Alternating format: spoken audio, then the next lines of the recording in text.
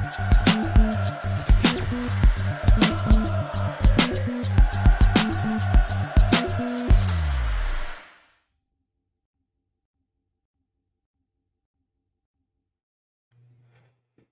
is the Royal Blue Podcast. It is the Post Palace Show. We are live on YouTube and Facebook.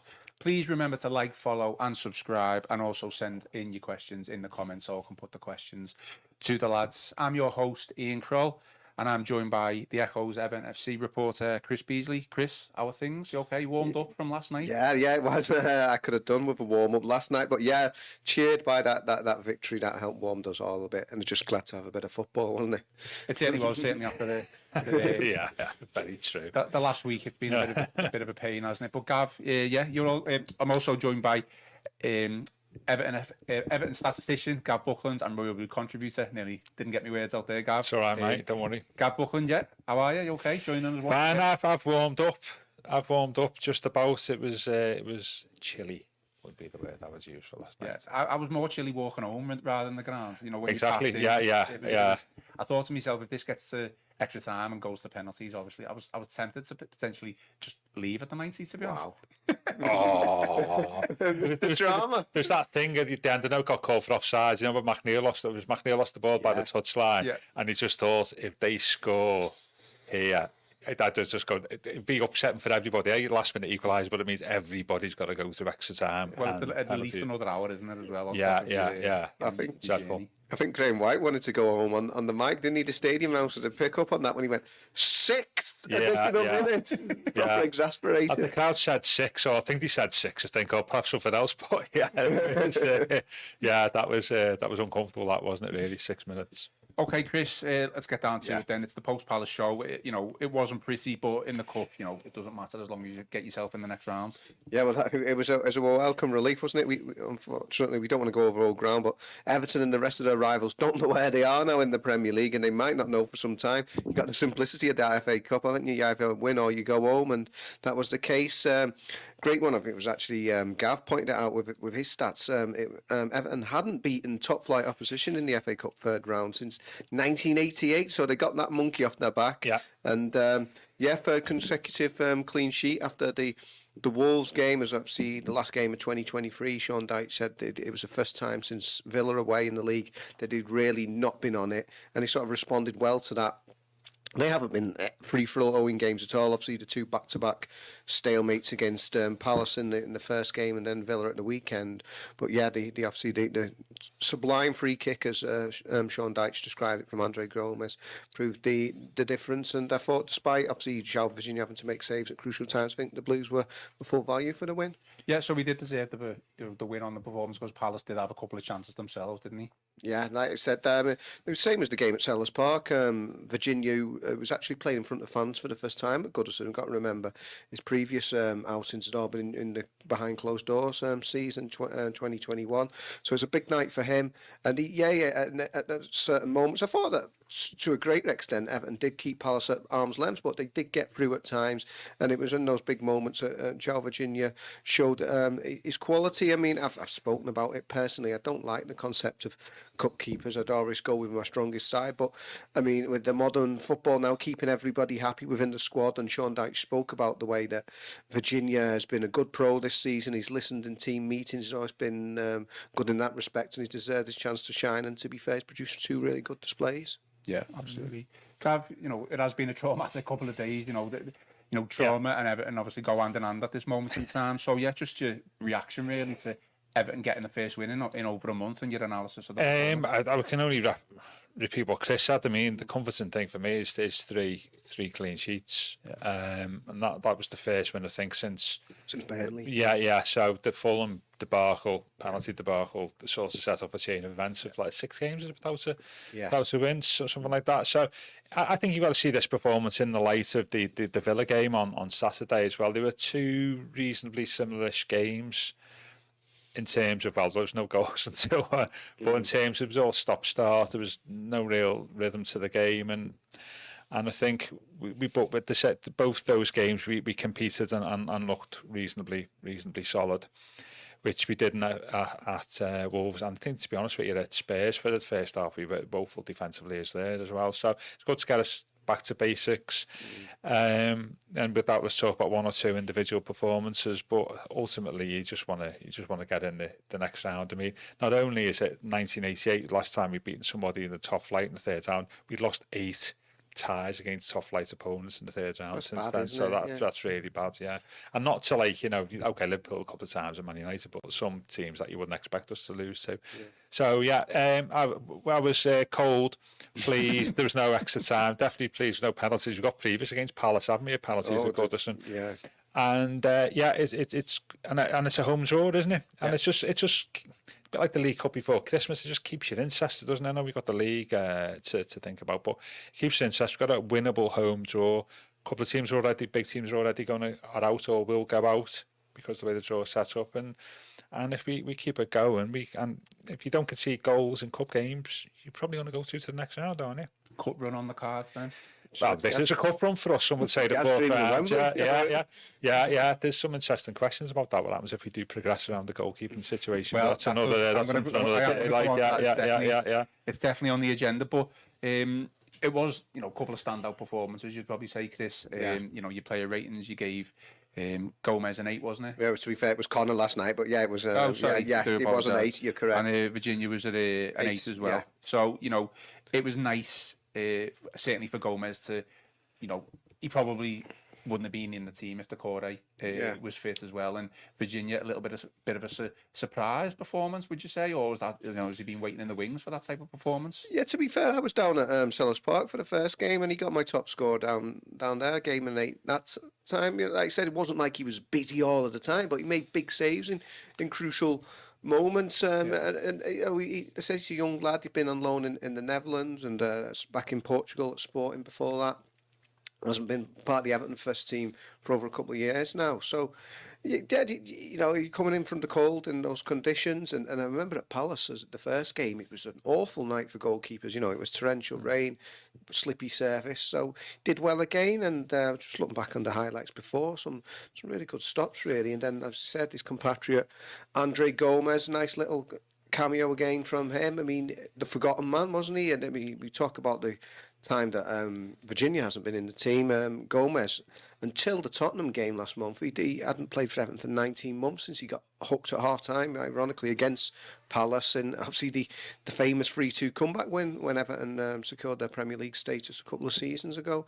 But while on face value you might not think he's a typical Sean Dyche midfielder, I think that's probably doing the manager a bit disservice. If he does have a player of that ability, I think he spoke last night. He said, he's not a natural number 10. He's certainly not like for Abdoulaye Doucouré coming in. You're not going to get the same sort of hard running from Gomez, but it gives you a different dimension with obviously his passing range and the way he could strike that free kick. There's probably not too many within the Everton squad could take that kind of free kick and winning off the post, but it was unstoppable really, and it obviously proves the difference in what was a tight match. And Chris just mentioned the free kick there, Gav. I'll be honest with you, as he lined it up, I did think to myself, if there's one player on that pitch for Everton who's going to score this, it would be Andre Gomes. Yeah. That thought ran through my mind, and I just it was a fantastic free kick in off the post, makes it even better. Is there anyone else capable of scoring a goal like that for Everton? Maybe James Garner, I suppose, or Garner, yeah. I'd tell you what, I've never seen him do it though. Jordan Pickford to be good on free kicks. Yeah. To be fair, yeah, I think. I mean, there's that stat, isn't it? 196 games without a free kick goal, wasn't it? Up until last night. Wow. I'd tell you what, he was the last right-footed player to score a free kick at Goodison for Everton. Before Gomez. There, Gav. Because Dean scored. Baines, yeah, Baines never scored a free kick, did he, at Goodison? All of his free kicks were right from home. I would it would have been a right foot. The only one I can think of would be Alan Stubbs against United in 2007. Possibly. Right, so we don't actually know at the moment. I don't know, but I can't think. Gravison definitely scored one against Villa, but even obviously that was a while ago. But I've completely gone on to the tangent there, forgotten what the question was. No, seriously. Tony Ibbott in a friendly. Yeah, absolutely, yeah. Not a competitive match. Yeah. No, seriously, Gomez is technically with the ball at his feet. He's a really gifted player on both feet. He had good left-footed shot in the first half as well, didn't he? Yeah. And I didn't think, because we're watching it from the main stands, weren't we, Chris? And I don't think that view gave justice to the goal. When you see the goal, when you see from the 5G must have been working well last night, because there was loads of videos, wasn't there? There was one from the Gladys Street end where you just the ball doesn't half curl in, doesn't it? Yeah. It doesn't, it goes over the ball, but it curls in, which is not really apparent when you see it on the main stands. And he's, I think he fully deserved his 8 last night. I mean, he was a bit awry with his passing on occasions, but he's still a bit rusty. But at his best, and when he saw it on him, he's a lovely player to watch, isn't he, Gomes? I mean, I always thought he was a bit overrated in his first before the injury, but at his best, he's a lovely, silky player to watch, isn't he? And you saw signs of that last night. I think that role is a decent role for him, because he obviously doesn't have to defend. There's 1 or 2 times where there was a possibility for 50-50, and I don't think he was particularly interested. But especially in the first half, he dropped deep and he fed the ball out wide, didn't he, for Harrison to run onto and stuff. And his passing's obviously, far better than Takeover, though obviously his goal scoring capacity in open play isn't. But it does gives us an option, and he sort of come out of left field, really, because I think the general perception was that he's just going to see out his contract at Everton, go in the summer, and he's come in and he's scored 2 goals, which matches his entire Everton career's tally over the last month, doesn't it, really? And he's looked effective, and as you say, technically he's as good as anybody in the squad, isn't he, Gomes? He's very, very gifted technically, and it's just be interesting to see. The only thing I'd say about his position, because he played that against City, I think, didn't he? I think it was at City. Is Calvert-Lewin becomes even more isolated, doesn't he, when Gomes plays there rather than Takeover, because Takeover's more natural role is I say, to run on a little bit and support Calvert-Lewin, and he's, because of his physique, he's more comfortable in the penalty area. Gomes will tend to do the other way, won't he? Yeah. He'll tend to drop back a bit, which is great when he's passing the ball out wide and stuff. Problem is, if that cross comes in, he's nowhere to be seen. So we Calvert-Lewin, I think, and we say that, don't we, can be isolated even with Takeover in the team, is even more isolated when Gomes is on the pitch, even though Andre gives us stuff that outside Takeover doesn't. Well, just sticking with Gomes then, Chris, is it's getting a bit deeper. How will his Everton career, be perceived? You've kind of touched upon it a little bit about Dyson. It's a bit of a surprise that he's brought him back in the team, because we kind of expected him to just, fade away. But he's been brought back into the team, and obviously Dice does fancy him. Yeah, I think it ultimately will be a disappointment, but it doesn't mean he can't play a role between now and the end of the season, which we've seen over the past month. I did that in my verdict last night. I said that he's one of those throwbacks to those years of excess and under Machiri and the big money signings that didn't come off. And obviously when they were raiding Barcelona for players, I agree with Gav. Obviously, he had that horrible injury after that horror challenge from Son in the Tottenham game. But he probably was overrated before then. He had that spell when he was initially on loan, and because, as Gav says, he's so easy on the eye, he became a popular player in that. He's such a silky player to watch. But when you kind of look at it, I know he obviously scored last night, and well done there again. But it doesn't often have a great impact in the final third. You think you want to see that from him more often, not just scoring, but actually playing that killer ball or something like that. And then when he's out of possession, he can be a liability. Let's be fair. I mean, some of his tackles, I mean, they're not great. But no, one thing about Andre Gomes, he does seem to be a good egg. He's a nice lad around the training ground and the group. I mean, with the fans, both the supporters and his teammates, he's a popular character. He's a nice guy. I mean, you can't just get into the scene because you're a nice fella. But he's not going to stir up trouble or anything like that. And the fact that he's going to be surplus to requirements, you'd imagine, in the summer.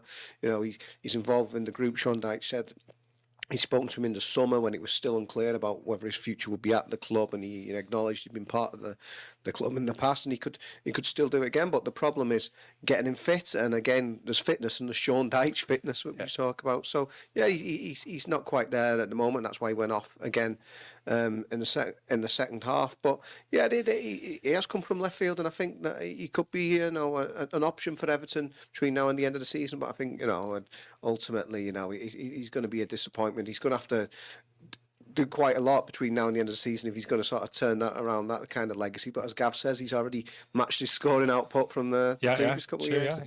Yeah. Gav, I thought we, deserved to win the game, but Palace did have quite a few chances, really, close chances, to be honest. So we've already touched upon him a little bit, but obviously the other standout player was the goalkeeper.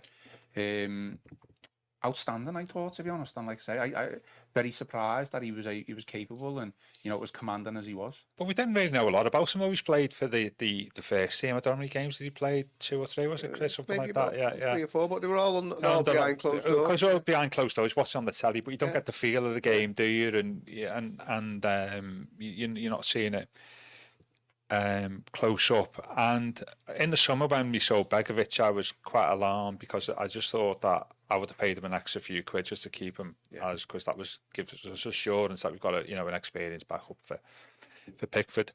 I'm now got that conclusion that feeling was probably wrong, because I think I probably underestimated. We're all allowed to be wrong. Yeah, absolutely. Virginia, I was probably ignoring him a little bit because you just thought he'd been on loan a couple of games of the lockdown, and it was all a bit airy-fairy, wasn't it? Lockdown games, and he's come in, and I think he's been really good. Yeah. I think he's been commanding. His handling's been good. You get the impression that the back four are comfortable with him playing behind, which is always a big thing. It's no coincidence we kept two clean sheets, and as Chris said, crucial moments, especially at the end last night, he's made big saves, and that's what you want for the goalkeeper. And even he followed the Jordan Pickford playbook by getting booked for time wasting, I think, didn't he? Well, he's also like Pickford. He's a left foot as well. He can hit it on his right. To be fair, he's decent, but so you got that continuity with another left-footed keeper as well. So which is when you pass him back to the keeper and using that's actually, you think about that's quite important, isn't it? Really, and I think he's done well, hasn't he? And he does give a clue earlier on there. It would be interesting to see if we do go far in the cup. What is the option? So what would you do? Well, I'd like to get far in the cup first before that would be. I think you'd have to. That'd be an interesting thing if we, dare I say, if we got to the semi-final near at Wembley. You don't know, do you? I don't know. I mean, if he plays like this, why wouldn't you not play him?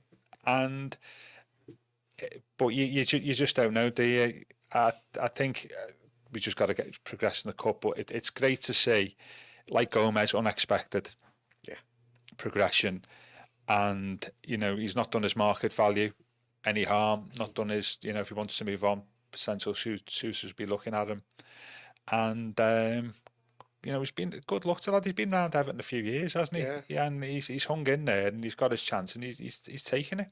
Well, that's my next question then, Chris. So, Chris, he has been around for a while. With a performance like that, it's obviously going to build confidence personally for himself.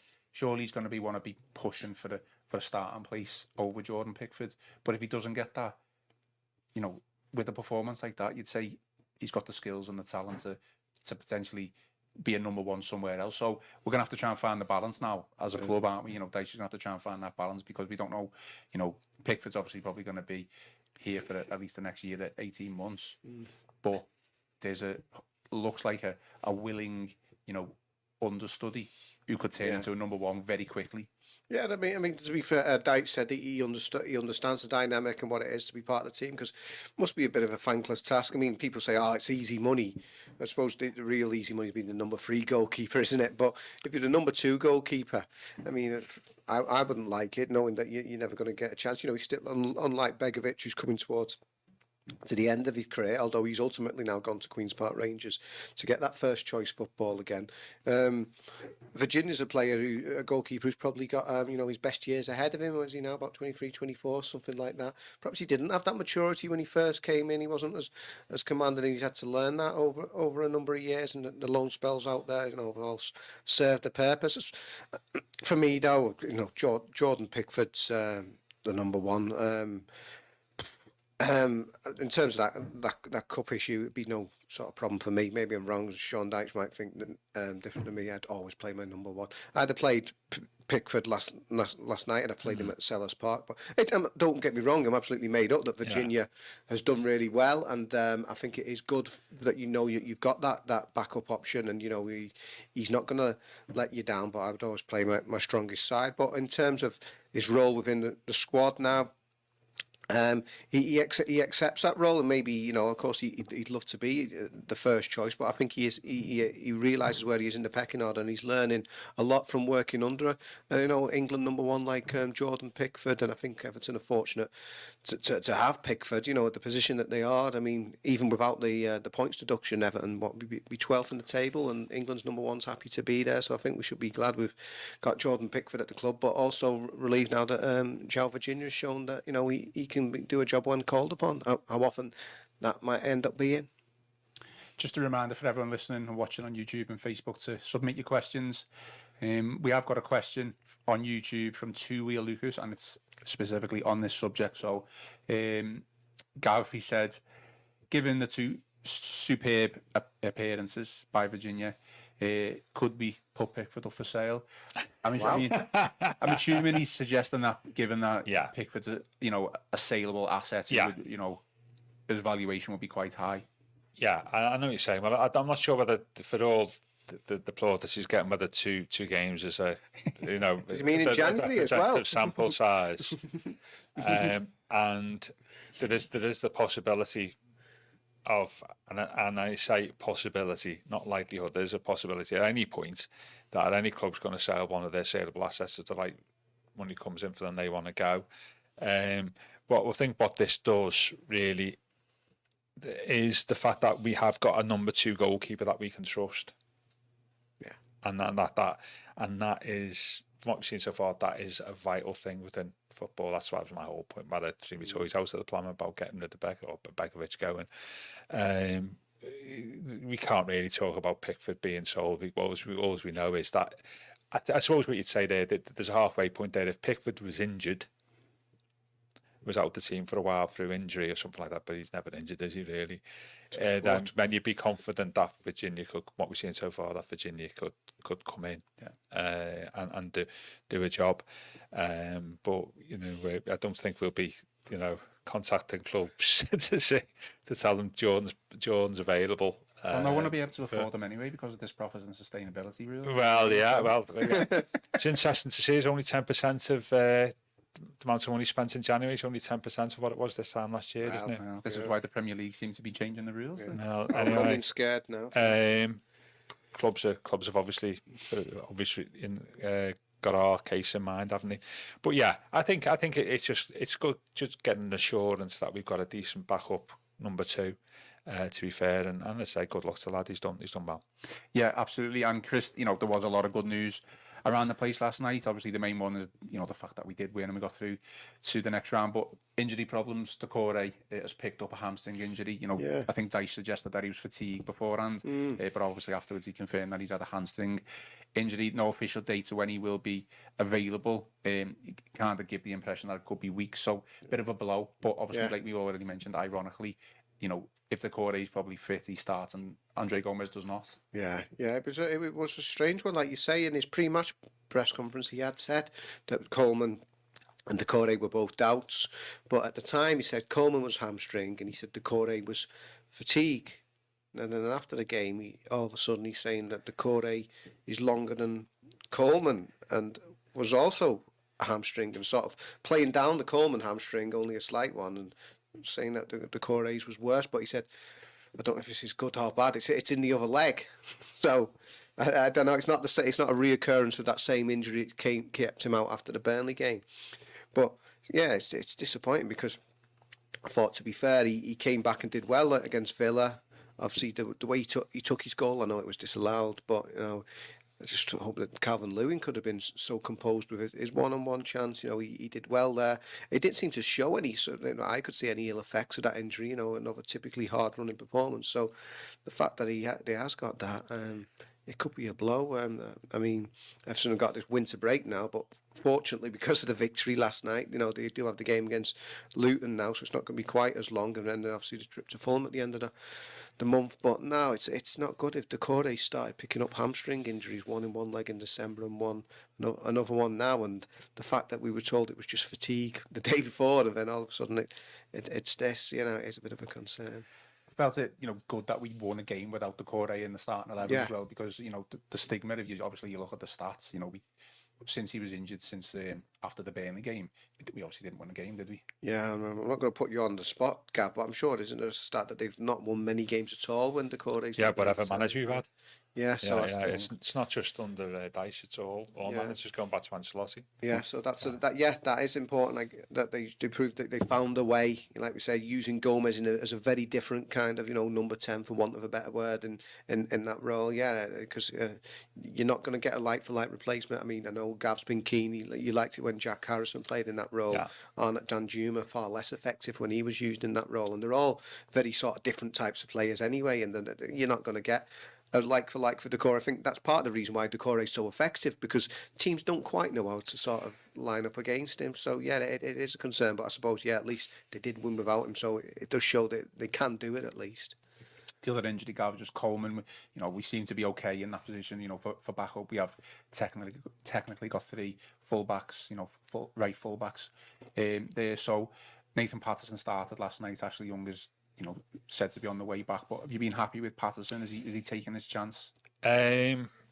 Just before we go on to the correct, was that the fatigued hamstring, as you can only conclude, isn't it? Really? If there's such a thing. Patterson, and Jordy's out on Patterson for me. Still, and go back to what I was saying before. That somebody who's 21, 22. He's only started, I think, 30 league games in his career. Yeah. So people talk about him being promising and stuff, but he's not. You know, he's been around a while. But he still has that cultish look, doesn't he? Of an academy graduate who's just, you know, coming to the first team. The jury's out on me. For me, I like some of his stuff going forward, but I still think he's a bit loose defensively. He can lose his man. I don't think his first touch is great. I think sometimes he can tend to lose the ball quite easily. And you can see why, you know, managers have, not just Dyche, have selected Coleman so young ahead of him, even though he, in theory, as an international right back in the early 20s, you signed him off for 10, 12 million quid. He should be first choice right back, shouldn't he? Really? Yeah. If he's not your first choice right back, then I think there's questions to be asked. Because he still looks cultish for me, but I would expect a bit more of a finished article for that price and his age, to be fair. Okay, quick word on Calvert-Lewin then, Chris. You know, another game without a goal, but, you know, I don't think he played terribly. No. Obviously, Gav's touched upon, he thinks he was a little bit isolated due to the fact that Decore wasn't there. Does his performance levels and work rate still justify a place in the team without scoring goals? I think so. I mean, if you look at the way over Sean Dyche's managerial career, obviously he had fewer resources at Burnley, but the strikers' roles there never tended to be prolific. I don't think they'd be sort of, you know, they would have a certain role to play. Obviously, they didn't have to score goals, you know, but it was more about their all-round play and the way they bring the rest of the team into it. And we've kind of seen that to a certain extent with Calvert-Lewin. It's very different than, say, the role he was playing under Ancelotti with those one-touch finishes and when he had his best scoring return. I mean, he had the chance last night, I think, second half, he drag it across goal. Yeah. You could see he wanted that, because I think there'd been an opportunity a few minutes later where Harrison, perhaps, the ball was on and he didn't get it. And Calvert-Lewin was a bit frustrated by that, so he took the chance when it came his way first time. Yeah, I mean, Dyche used, you know, it's his job to remain positive and big the player up. But I remember, was it after the Villa game when he said, you know, statistically as a striker, the longer you go without a goal, the closer you get into the next one. I'm not too sure about that because it never really happened for Neil Maupay, did it? But, you know, Calvert-Lewin is proven quality, 50 Premier League goals for Everton. Obviously, he hasn't scored since he reached that landmark. He'll be playing on his mind, no doubt. I mean, you know, it's the same with all strikers. They just can't wait for the next one. But yeah, I was happy with his overall contribution. I thought it was positive again, and he's the old one, isn't he? He just needs one to go in off his backside, and because he does tend to be a bit of a streaky player, doesn't he, at times? Always has been. Yeah, his record for Everton is peculiar. If you look at it, it's long periods with no goal, and then he's had 2 really strong periods when Ancelotti first came in 2019-20, and then at the start of the COVID season 2021. If you take them 2 periods out, it tends to be 3 or 4 goals in 4 or 5 games, and then nothing, you know. And I haven't said that for this reason. This season, you know, a lot of that is not necessarily down to him. It's just Dyche's style of play, isn't it? Really. Well, is there an argument then that we're not playing to his strengths, and he's doing the work, you know, the donkey work for the team in order to, you know, obviously make us win the games effectively. Yeah, and he's not scoring goals, and he should be scoring goals. He's had opportunities. He's had 20 opportunities, something like that. Dyche, since he last scored, Dyche would argue that we should be playing to the team's strengths, not an individual strength, shouldn't he? You know, and that's fair enough. And although I've said before on the pod that, you know, Calvert-Lewin's working hard and stuff, but at the same time, he should be scoring goals. He's your striker. And the longer he goes without scoring, his confidence gets affected, and then that affects your general game. Then your touch goes a little bit, doesn't it? You sometimes you make the wrong run. You don't feel confident, do you? And I don't get that's the classic gambler's fallacy, that, isn't it, about dice? The longer you go without scoring, the more chances. It's a bit like heads or tails, isn't it? If you have 7 heads, it doesn't necessarily mean the next one's going to be a tail because you've had 7 heads. It's still the same chance, 50-50. Yeah. And I think he's mentioned that a few times at press conferences. That I think no, sure, he got that all wrong. But come at him with your. I won't actually personally mention it to him or indeed contact him about it. But it's not. That's not something that I agree with. But Calvert-Lewin is a curious one, isn't he? Isn't it, at the moment? He's not scoring, but he's certainly working hard. And for a lot of those games he's not played, 13 games without scoring, which goes back to the Villa in the League Cup, innit? Was it possibly 14? We've won a hell of a lot of them games. Yeah.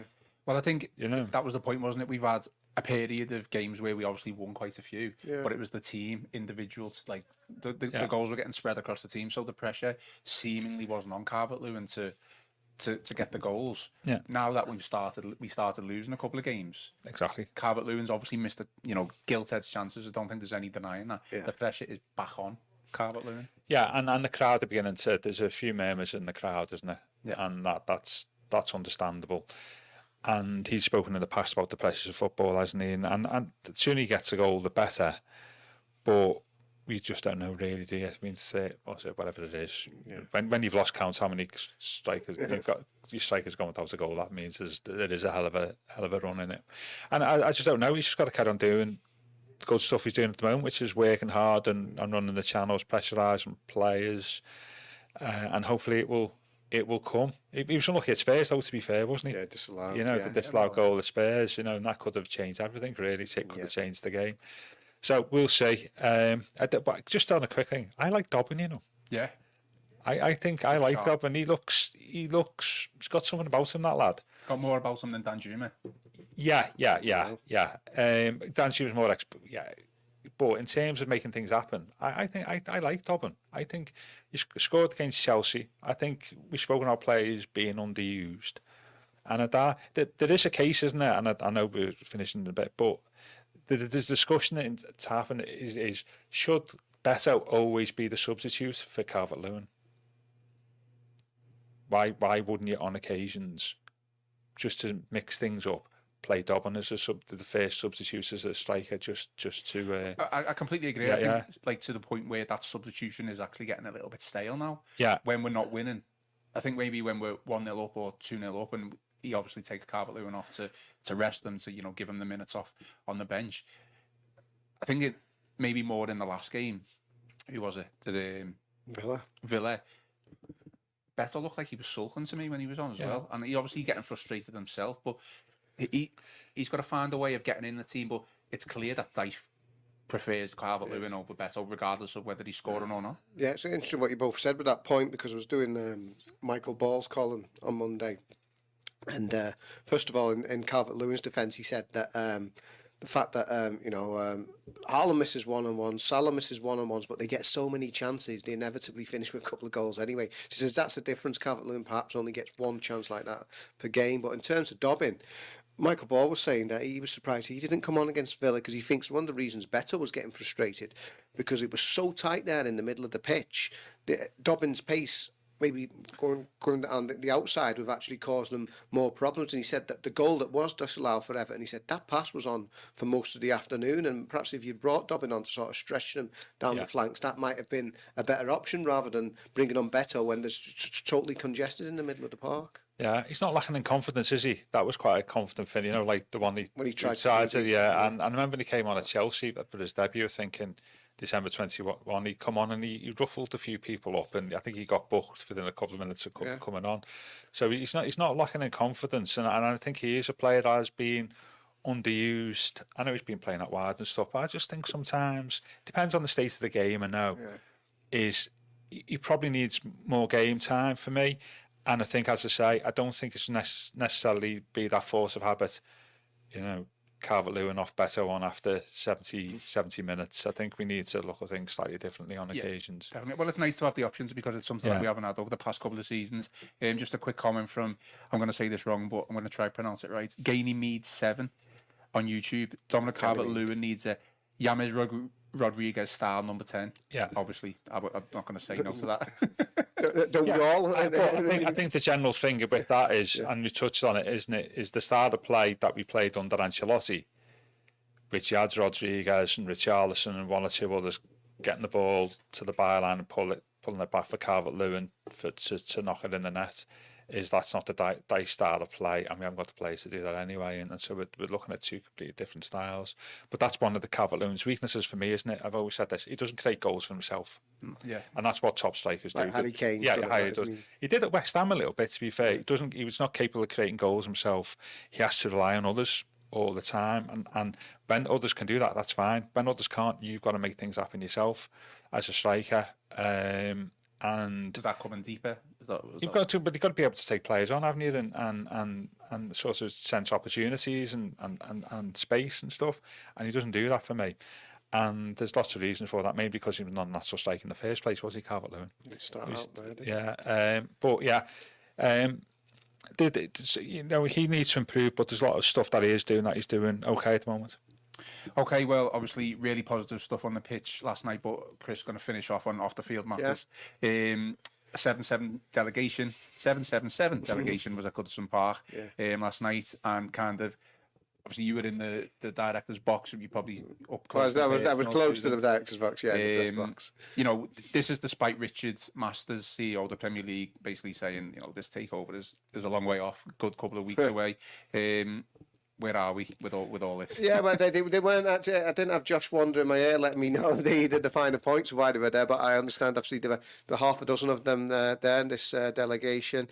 Some talks with the club officials, Colin Chong, the interim CEO, he was speaking to them, and they actually went down to Bramley-Moore Dock and they had looked round the new stadium site to check on progress with there. So nothing in terms of how close. A few people have said, well, they wouldn't have turned up if it wasn't close. I'm not too sure you can read that much into it. I mean, they want to be seen to be putting on a show, and maybe, you know, even applying a bit of pressure by being there and stuff like that. So yeah, I can't tell you if it actually means the takeover is any closer. But yeah, they were there en masse, 6 of them. I think I've got a piece on that coming up later, so watch out for that one.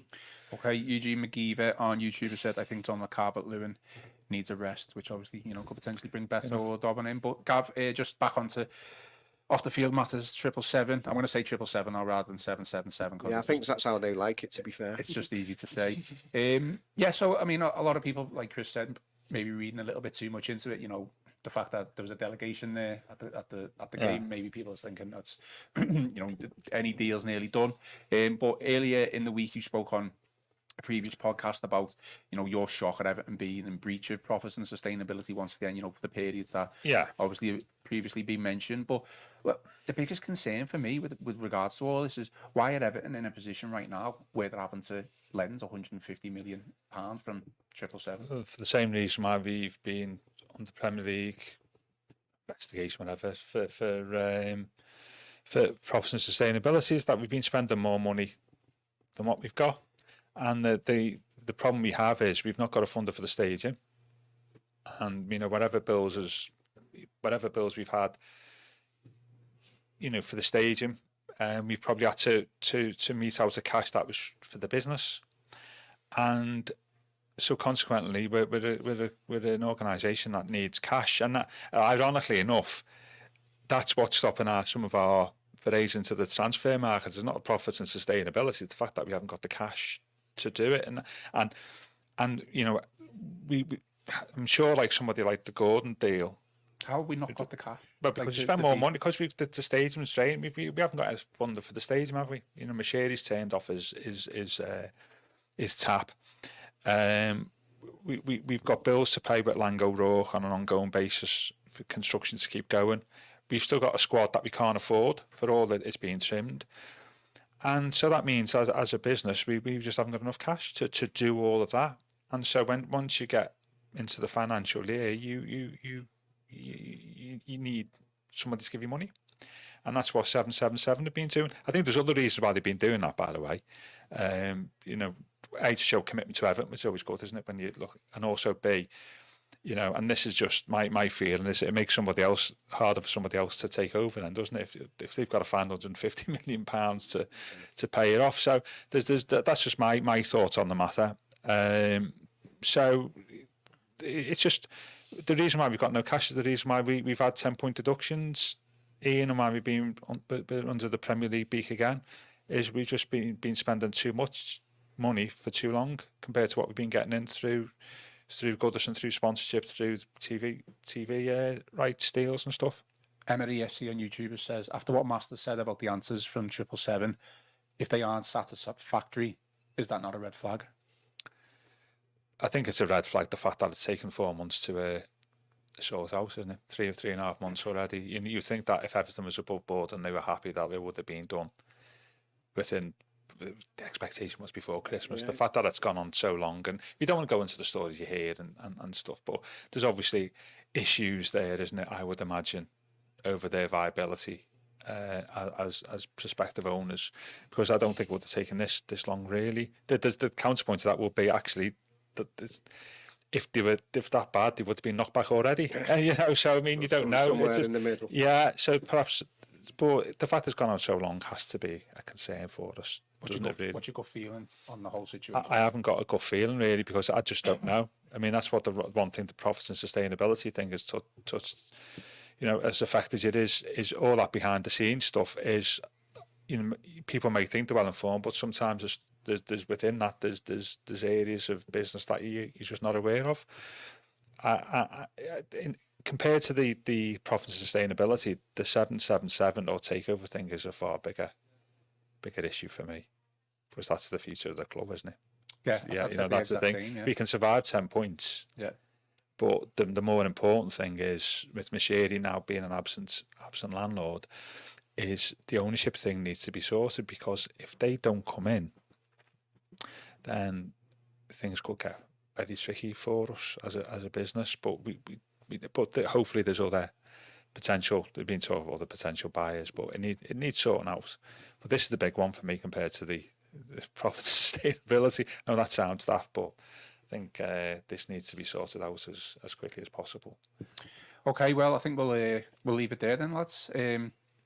Chris Everton's winter break officially starts now. Yeah. Just Everton to mess up the winter break, to have a third round replay.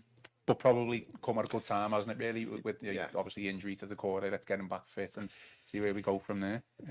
Next game, Luton. Yeah, it probably is. It's such a busy time in December. 8 games in the calendar month, something like that, with the cup game. So they ran out of steam, run the first 4 and then didn't win any of the others. So it's better to have a bit of a lighter January. Although obviously with the cup replay now, the 4th round, it's not quite as light as it would have been. But it's nice to have those matches, and hopefully it does give him a bit of extra time. Although it's concerning when the manager's saying that it's longer than Coleman. But yeah, we shall see. Okay, well, we'll leave it there then, lads. Thank you both for coming on the show. Despite the winter break, everyone watching live on YouTube and Facebook, we will have plenty more podcasts and Everton content over the course of the next week. Lads, once again, thank you. And this has been the Royal Blue Podcast.